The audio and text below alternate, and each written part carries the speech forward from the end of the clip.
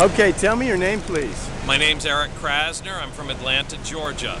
My home was illegally foreclosed on in 2010 by SunTrust while it was protected under bankruptcy. I recently received a settlement check from the Independent Foreclosure Review. According to the schedule of the review, I should have gotten a check for $62,000 for the way they took my house.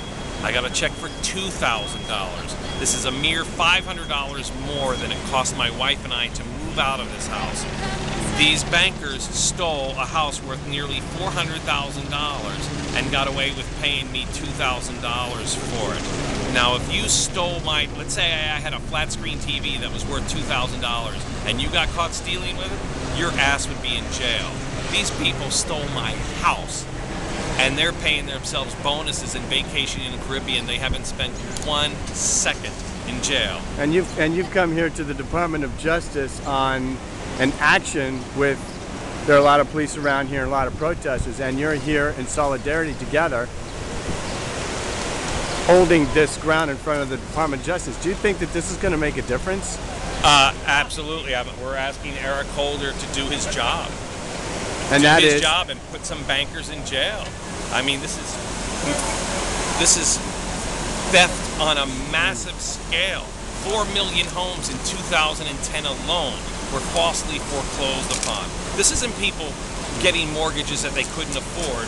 This is the bankers screwing our economy and people losing jobs because of that and unable to pay for their homes. And there was also a lot of banks that were able to settle out of court because the DOJ settled with them for malfeasance regarding foreclosures. Do you know anything about that? You mean the Independent Foreclosure Review? Yes. Yeah, that's what I'm complaining about. They did it. They decided to pay people. It was a $9 billion settlement, which is a drop in the bucket to these bankers. They still are profiting like crazy. And they decided to pay people. They said it was taking too long to figure out how much they owed people. So they actually said, we're going to do these payments without actually looking at your file. So when they paid me $2,000 instead of the $62,000, that $2,000 was based on them saying that my loan was never modified, and that was the bank's error, not that they foreclosed on my house while it was protected by bankruptcy. So you're out here, you're holding a sign, and you're blocking Constitution Avenue. How long have you been blocking Constitution Avenue? We've been blocking Constitution Avenue all afternoon. And we've been blocking Pennsylvania Avenue even earlier. Yeah, I saw that. And how long is this sign here?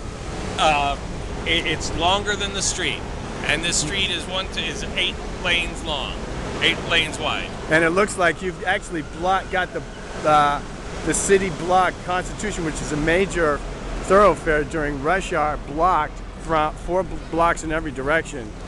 And that's because of, out in front of the Department of Justice, because of banks. Absolutely. Well, because Eric Holder's doing nothing about the banks. Thank you.